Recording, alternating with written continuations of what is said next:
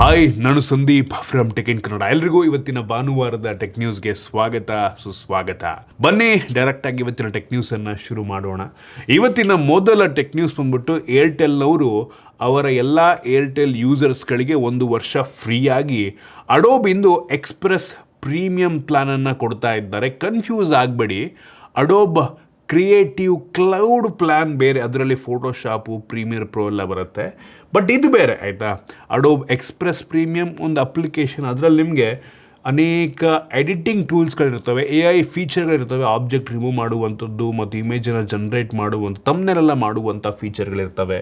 ಮತ್ತು 100 GB ಫ್ರೀಯಾಗಿ ಕ್ಲೌಡನ್ನು ನಿಮಗೆ ಕೊಡ್ತಾರೆ, ಕ್ಲೌಡ್ ಸ್ಟೋರೇಜ್ನ ಕೊಡ್ತಾರೆ. ಟೆಂಪ್ಲೇಟ್ಸ್ಗಳು ತುಂಬ ಸಿಗುತ್ತೆ ನಿಮಗೆ. ಒಂದು ರೀತಿ ಇಮೇಜ್ ಎಡಿಟ್ ಮಾಡೋದಕ್ಕೆ ಈ ಒಂದು ಟೂಲ್ ತುಂಬ ಚೆನ್ನಾಗಿದೆ. ಬಿಟ್ಟರೆ ಅಡ್ವಾನ್ಸ್ ಟೂಲ್ಗಳು ಇರೋದಿಲ್ಲ ಆಯಿತಾ.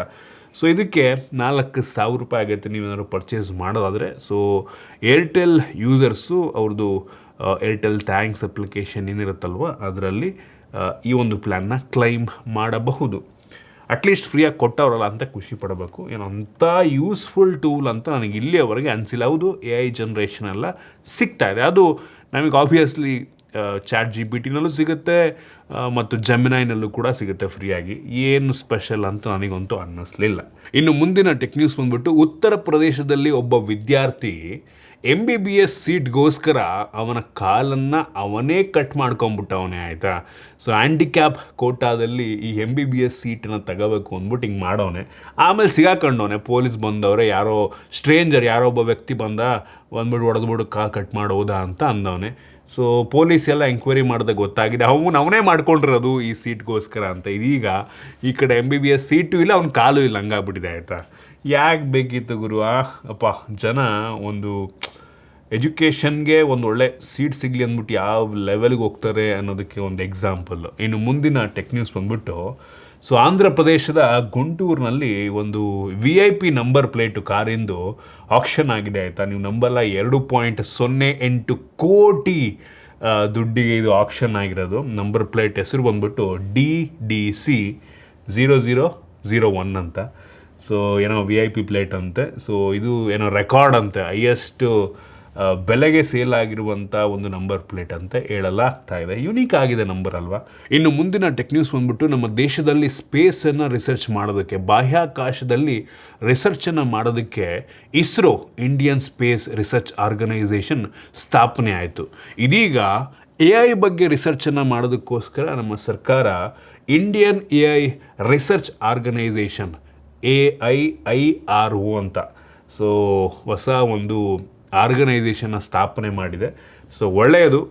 ಸೊ ಫ್ಯೂಚರೇ ನೋಡೋದಕ್ಕೆ ಹೋದರೆ AI ಅಂತೆಲ್ಲ ಒಂದು ಕಡೆ ಅನ್ನಿಸ್ತಾ ಇದೆ. ಆಲ್ರೆಡಿ AI ಎಲ್ಲ ನೋಡಿಬಿಟ್ರೆ ಇತ್ತೀಚೆಗೆ ಬರ್ತಿರೋ ವೀಡಿಯೋಸ್ಗಳು, ಟೆಕ್ನಾಲಜಿ ಎಷ್ಟು ಫಾಸ್ಟಾಗಿ AI ಅಡ್ವಾನ್ಸ್ ಆಗ್ತಾ ಎಲ್ಲ ನೋಡಿಬಿಟ್ರೆ ಭಯ ಶುರುವಾಗ್ತದೆ. ಫ್ಯೂಚರ್ನಲ್ಲಿ ಗೊತ್ತಿಲ್ಲ ಏನಾಗುತ್ತೋ ಅಂತ. ಸೊ ಒಳ್ಳೆಯದು. ಸೊ ಸರ್ಕಾರದವರು ಕೂಡ ಇದ್ರ ಬಗ್ಗೆ ರಿಸರ್ಚನ್ನು ಮಾಡೋದಕ್ಕೊಂದು ಆರ್ಗನೈಸೇಷನ್ನ ಸ್ಥಾಪನೆ ಮಾಡ್ತಾ ಇದ್ದಾರೆ. ಇನ್ನು ಮುಂದಿನ ಟೆಕ್ ನ್ಯೂಸ್ ಬಂದ್ಬಿಟ್ಟು, ಗೂಗಲ್ನವರು ಇದೀಗ PCಗೋಸ್ಕರ, ಡೆಸ್ಕ್ಟಾಪು, ಲ್ಯಾಪ್ಟಾಪ್ಗೋಸ್ಕರ ಒಂದು ಡೆಡಿಕೇಟೆಡ್ OS ಅನ್ನು ಲಾಂಚ್ ಮಾಡ್ತಾ ಇದ್ದಾರೆ. ಇದರ ಹೆಸರು ಬಂದ್ಬಿಟ್ಟು ಅಲ್ಯೂಮಿನಿಯಂ OS ಅಂತ. ಯುನೀಕ್ ಆಗಿದೆ ಹೆಸರು ಆಯಿತಾ. ಸೊ ಗೂಗಲ್ನವ್ರದ್ದು ಫೋನ್ಗಳಿಗೆ ಆ್ಯಂಡ್ರಾಯ್ಡ್ OS ಇದೆ ಆಯಿತಾ. ಸೊ ಅದೇ ರೀತಿ ಕಾಣುವಂಥ ಅಲ್ಯೂಮಿನಿಯಂ OSನ್ನು PCಗೆ ಲಾಂಚ್ ಮಾಡ್ತಾ ಇದ್ದಾರೆ. ಅದರ ಕೆಲವೊಂದು ವಿಡಿಯೋಸ್ ಲೀಕ್ ಆಗಿದೆ, ನಾನು ನಿಮಗೆ ತೋರಿಸ್ತಾ ಇದ್ದೀನಿ. ನೀವು ಇದರಲ್ಲಿ ನೋಡ್ಬೋದು, UI ನೋಡೋದಕ್ಕೆ ಕ್ಲೋಸ್ಲಿ ಆ್ಯಂಡ್ರಾಯ್ಡ್ ರೀತಿಯಲ್ಲಿ ಕಂಡ್ರೂ ಸಹ ತುಂಬ ಬದಲಾವಣೆಗಳಿದೆ ಆಯಿತಾ. ಸೊ ಈ ಒಂದು OSಲ್ಲಿ ನೀವು ನೋಡ್ಬೋದು, ಈ ಗೂಗಲ್ ಕ್ರೋಮಲ್ಲಿ ಎಕ್ಸ್ಟೆನ್ಷನ್ ಆಪ್ಷನ್ ಎಲ್ಲ ಇದೆ. Normally Chromebook, even Android ಟ್ಯಾಬ್ಲೆಟ್ಗಳಲ್ಲೆಲ್ಲ ಎಕ್ಸ್ಟೆನ್ಷನ್ ಆಪ್ಷನ್ ಇಲ್ಲ ಆಯಿತಾ. ಬಟ್ ಇದರಲ್ಲಿ ಎಕ್ಸ್ಟೆನ್ಷನ್ ಆಪ್ಷನ್ನು, ಅಪ್ಲಿಕೇಶನ್ಗಳ ಸಪೋರ್ಟ್ ಎಲ್ಲ ಇನ್ನೂ ಅಡ್ವಾನ್ಸ್ ಆಗುತ್ತೆ ಅಂತ ಕಾಣುತ್ತೆ. ಸೊ ನೋಡೋಣ, ಇದು ಓಪನ್ ಸೋರ್ಸ್ ಆಗಿಬಿಟ್ರೆ ನೆಕ್ಸ್ಟ್ ಲೆವೆಲ್ ಇರುತ್ತೆ ಆಯಿತಾ. ಸೊ ಎಲ್ಲರೂ ಕೂಡ ನಮ್ಮ ಹಳೆಯ ಒಂದು ಲ್ಯಾಪ್ಟಾಪಿಗೆ, ಅಂದರೆ ತುಂಬ ಪವರ್ ಕಡಿಮೆ ಇರುವಂಥ ಲ್ಯಾಪ್ಟಾಪಿಗೆ ಆರಾಮಾಗಿ OSನ್ನು ನಾವು ಇನ್ಸ್ಟಾಲ್ ಮಾಡ್ಕೊಂಡು ಯೂಸ್ ಮಾಡೋ ಥರ ಆದರೆ ಹೆವಿ ಸಖತ್ತಾಗಿ ಮೀಡಿಯಾ ಕನ್ಸಂಪ್ಷನ್ಗೆಲ್ಲ ಅಥವಾ ಸಣ್ಣ ಪುಟ್ಟ ಅಪ್ಲಿಕೇಶನ್ ಯೂಸ್ ಮಾಡೋದಕ್ಕೆಲ್ಲ ನಂಗೆ ಅನ್ನಿಸ್ತಂಗೆ ಆರಾಮಾಗತ್ತಲ್ವ. ಸೊ ಆ್ಯಪ್ ಸಪೋರ್ಟ್ ಬರಬೇಕು ನಂಗೆ ಅನ್ನಿಸ್ತಂಗೆ. ಈಗ ನೋಡಿ, for example Premiere Pro, Photoshop, ಇವೆಲ್ಲ ಈ ಒಂದು OSಗೆ ಬಂತು ಅಂದರೆ ಜನ ಸ್ವಿಚ್ ಆಗಿ ಶುರುವಾಗ್ತಾರೆ ಆಯಿತಾ. ಸೊ ಇದಾಗಬೇಕು. ಸೊ ಇದು ಬಂತು, ಸ್ವಲ್ಪ ಅಡ್ವಾನ್ಸ್ ಆಯಿತು ಅಂದರೆ ಈವನ್ ವಿಂಡೋಸ್ ಮ್ಯಾಕು ಸಹ ಸ್ವಲ್ಪ ತೊಂದರೆನೇ, ತಲೆನೋವೇ ಅವರಿಗೆ. ಏನಕ್ಕೆ ಅಂದರೆ ತುಂಬ ಜನ ಆ್ಯಂಡ್ರಾಯ್ಡ್ಗೆ ಯೂಸ್ಟು ಆಗಿರ್ತಾರೆ. ಫೈಲ್ ಶೇರಿಂಗ್ ಎಲ್ಲ ಇದರಿಂದ ಅದಕ್ಕೆ ತುಂಬ ಈಸಿ ಆಯಿತು ಅಂದರೆ ಒಂದು ಎಕೋಸಿಸ್ಟಮ್ ಕ್ರಿಯೇಟ್ ಆಗುತ್ತೆ. ಸೊ ಆ ಟೈಮಲ್ಲಿ ಆಪಲ್ನವ್ರಿಗೂ ಹೊಡ್ತಾ, ಈವನ್ ವಿಂಡೋಸ್ವ್ರಿಗೂ ಹೊಡ್ತಾ ಅಂತ ಕಾಣುತ್ತೆ. ಇನ್ನು ಮುಂದಿನ ಟೆಕ್ ನ್ಯೂಸ್ ಬಂದ್ಬಿಟ್ಟು, ಮೊನ್ನೆ ವಿರಾಟ್ ಕೊಹ್ಲಿ ಅವರ ಇನ್ಸ್ಟಾಗ್ರಾಮ್ ಅಕೌಂಟು ಡಿಸಪಿಯರ್ ಆಗೋಯಿತು, ಕಾಣಿಸ್ತಾನೆ ಇರಲಿಲ್ಲ. ಎಲ್ಲರೂ ಅಂದ್ಕೊಂಡ್ರು ವಿರಾಟ್ ಕೊಹ್ಲಿ ಇನ್ಸ್ಟಾಗ್ರಾಮ್ ಡಿಲೀಟ್ ಮಾಡಿಬಿಟ್ಟ ಅಂತ. ಸೊ ಆ ರೀತಿಯನ್ನೆಲ್ಲ ಮತ್ತೆ ವಾಪಸ್ ಬಂದಿದೆ, ಏನೋ ಇಶ್ಯೂ ಆಗಿತ್ತು ಅಂತ ಕಾಣುತ್ತೆ. ಸೊ ವಿರಾಟ್ ಕೊಹ್ಲಿ ಅವ್ರದ್ದು ಇನ್ಸ್ಟಾಗ್ರಾಮ್ ಅಕೌಂಟ್ ನಮ್ಮ ದೇಶದಲ್ಲೇ ತುಂಬ ದೊಡ್ಡ ಅಕೌಂಟು ಆಯಿತು, ಅತಿ ಹೆಚ್ಚು ಫಾಲೋವರ್ಸನ್ನು ಹೊಂದಿರುವಂಥ ನಮ್ಮ ದೇಶದ ಸೆಲೆಬ್ರಿಟಿ. ಸೊ ಡಿಸಪಿಯರ್ ಆಗೋಗಿತ್ತು ಅವ್ರದ್ದು. ಇನ್ನು ಮುಂದಿನ ಟೆಕ್ ನ್ಯೂಸ್ ಬಂದ್ಬಿಟ್ಟು, ಇಷ್ಟು ದಿನ ನಮ್ಮ ಫೋನಲ್ಲಿ ಅಪ್ಲಿಕೇಶನ್ಗಳನ್ನು ಲಾಕ್ ಮಾಡಬೇಕು ಅಂದರೆ ಪ್ಲೇಸ್ಟೋರ್ನಿಂದ ಆ್ಯಪ್ ಲಾಕರ್ನ ಡೌನ್ಲೋಡ್ ಮಾಡ್ಕೊಂಡು ಅಪ್ಲಿಕೇಶನ್ಗಳನ್ನು ಲಾಕ್ ಮಾಡಬೇಕಾಗಿರ್ತಿತ್ತು. ಆದರೆ ನೆಕ್ಸ್ಟ್ ಲಾಂಚ್ ಆಗುವಂಥ ಆ್ಯಂಡ್ರಾಯ್ಡ್ 17ನಲ್ಲಿ ನೇಟಿವ್ ಆ್ಯಪ್ ಲಾಕರ್ ಬರ್ತಾ ಇದೆ. ನಾನು ನಿಮಗೆ ಸ್ಕ್ರೀನ್ಶಾಟ್ನ ತೋರಿಸ್ತಾ ಇದ್ದೀನಿ. ಡೈರೆಕ್ಟಾಗಿ ಆ್ಯಂಡ್ರಾಯ್ಡ್ OSಗೆ ಈ ಒಂದು ಆ್ಯಪ್ ಲಾಕರ್ ಇಂಟಿಗ್ರೇಟ್ ಆಗಿರುತ್ತೆ. ನೀವೇನು ಫಿಂಗರ್ ಪ್ರಿಂಟು ಪ್ಯಾಟ್ರನ್ ಹಾಕಿರ್ತೀರಲ್ವ, ಅದನ್ನು ಹಾಕಿ ನೀವು ಅಪ್ಲಿಕೇಶನ್ಗಳನ್ನು ಓಪನ್ ಮಾಡ್ಬೋದು. ಕ್ರೇಜಿ ವಿಷಯ. ಇದನ್ನು ಎಲ್ಲ ಸ್ಮಾರ್ಟ್ಫೋನ್ ಬ್ರ್ಯಾಂಡ್ಗಳು ಇಂಟಿಗ್ರೇಟ್ ಮಾಡ್ತಾರೆ ಆಯಿತಾ. ಸ್ಯಾಮ್ಸಂಗಿಂದು, ಶಾಮಿ, ಓಪೋ, ರಿಯಲ್ಮಿ ಎಲ್ಲರೂ ಕೂಡ ಇದನ್ನು ತಗೊಂಬರ್ತಾರೆ. ಸೊ ಹೆವಿ ಯೂಸ್ ಆಗುವಂಥ ಫೀಚರು, ನೋಡೋಣ ಯಾವಾಗ ಬರುತ್ತೆ ಅಂತ. ಇನ್ನು ಮುಂದಿನ ಟೆಕ್ ನ್ಯೂಸ್ ಬಂದ್ಬಿಟ್ಟು, ನೀವಿನ ಮೇಲೆ ನಿಮ್ಮ ಆಧಾರ್ಗೆ ಲಿಂಕ್ ಆಗಿರುವಂಥ ಫೋನ್ ನಂಬರನ್ನು ಯಾವಾಗ ಬೇಕಾದರೂ ಅವ್ರದ್ದು ಅಪ್ಲಿಕೇಶನಲ್ಲಿ ಚೇಂಜ್ ಮಾಡ್ಬೋದು. ಈ ಒಂದು ಫೆಸಿಲಿಟಿಯನ್ನು ಕಳೆದ ವಾರ ಜನವರಿ 28ನೇ ತಾರೀಕಿಂದ ಎನೇಬಲ್ ಮಾಡಿದ್ದಾರೆ.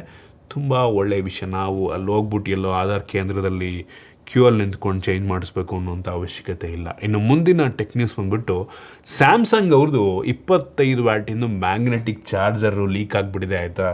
ನೋಡ್ತಾ ಇದ್ದಾರೆ, ಫೈನಲಿ ಸ್ಯಾಮ್ಸಂಗ್ ಅವರು 25 ವ್ಯಾಟಿಂದು ವೈರ್ಲೆಸ್ ಚಾರ್ಜಿಂಗನ್ನು ಕೊಟ್ಟಿದ್ದಾರೆ. ಇಷ್ಟು ದಿನ ಬರೀ 15 ವ್ಯಾಟಲ್ಲಿ ಫೋನ್ ಚಾರ್ಜ್ ಆಗ್ತಾಯಿತ್ತು, ಹೆವಿ ಸ್ಲೋ ವೈರ್ಲೆಸ್ ಚಾರ್ಜಿಂಗ್ ಆಯಿತಾ. ಸೊ ನೆಕ್ಸ್ಟಿಂದ 25 ವ್ಯಾಟಲ್ಲಿ ಫೋನು ಫಾಸ್ಟ್ ಚಾರ್ಜ್ ಆಗುತ್ತೆ. ವಿತ್ ಮ್ಯಾಕ್ಸೇಫ್ ಬರ್ಬೋದು ಅಂತ ಕಾಣುತ್ತೆ, ನೋಡೋಣ.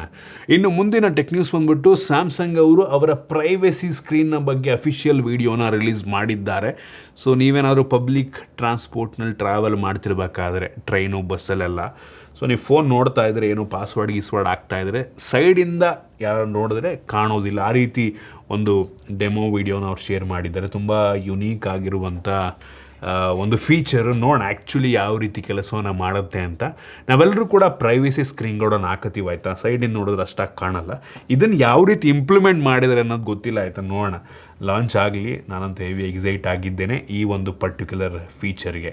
ಇನ್ನು ಮುಂದಿನ ಟೆಕ್ ನ್ಯೂಸ್ ಬಂದ್ಬಿಟ್ಟು, ಇದೇ ಫೆಬ್ರವರಿ 14ನೇ ತಾರೀಕು ನಥಿಂಗ್ ಅವರು ಬೆಂಗಳೂರಿನಲ್ಲಿ ನಮ್ಮ ದೇಶದ ಮೊದಲ ಅಫಿಷಿಯಲ್ ನಥಿಂಗ್ ಸ್ಟೋರನ್ನು ಓಪನ್ ಮಾಡ್ತಾ ಇದ್ದಾರೆ. ಇದರ ಜೊತೆಗೆ ಇನ್ನೊಂದು ಇಂಟ್ರೆಸ್ಟಿಂಗ್ ವಿಷಯ ನಾನು ಕೇಳಿದ್ದೇನಪ್ಪ ಅಂದರೆ, ಈ 2026ನೇ ಇಸ್ವಿಯಲ್ಲಿ ನಥಿಂಗ್ ಅವ್ರದ್ದು ಯಾವುದೇ ಹೊಸ ಫ್ಲ್ಯಾಗ್ಶಿಪ್ ಫೋನು ಬರೋದಿಲ್ಲ. ನಥಿಂಗ್ ಫೋನ್ 3ನೇ ಈ ವರ್ಷನೂ ಸೇಲ್ ಮಾಡ್ತಾರೆ ಆಯಿತಾ. ಸೊ ಅವ್ರ ಕಾನ್ಸಂಟ್ರೇಷನ್ ನಥಿಂಗ್ ಫೋನ್ 4ಎಗೆ ಅವ್ರು ಹಾಕ್ಬೋದು ಅಂತ ಹೇಳ್ತಾ ಇದ್ದಾರೆ. ಸೊ ಒಂದು ರೀತಿ ಬಡ್ಜೆಟ್ ಫ್ರೆಂಡ್ಲಿ ಫೋನ್ ಆಗ್ಬೋದು. ಅಂದರೆ ಈ ವರ್ಷ ಎಲ್ಲದೂ ಫೋನ್ ಪ್ರೈಸ್ ಜಾಸ್ತಿ ಆಗಿರೋದ್ರಿಂದ ನಥಿಂಗ್ ಫೋನ್ 4ಎನೇ 40-45ಕ್ಕೆ ಹೋದರೂ ಹೋಗ್ಬೋದೇನೋ. ನೋಡೋಣ ಯಾವ ರೀತಿ ಇರುತ್ತೆ, ಸ್ಪೆಸಿಫಿಕೇಷನ್ಸು, ಫೀಚರ್ಸ್ ಎಷ್ಟಕ್ಕೆ ಲಾಂಚ್ ಮಾಡ್ತಾರೆ ಅಂತ.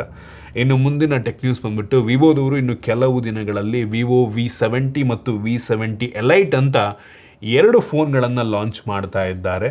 ಸೊ ಎರಡೂ ಕೂಡ ನೋಡೋದಕ್ಕೆ ಮೆಟಾಲಿಕ್ ಫ್ರೇಮ್ ಅಂತ ಹೇಳೋದಾಗ್ತಾಯಿದೆ. ಅವ್ರದ್ದೊಂದು ಇಮೇಜ್ ಲೀಕ್ ಆಗಿದೆ, ಝಾಯಿಸ್ ಅವ್ರದ್ದು ಕ್ಯಾಮ್ರಾ ಜೊತೆಗೆ ನಿಮಗಿದು ಬರ್ತಾ ಇದೆ.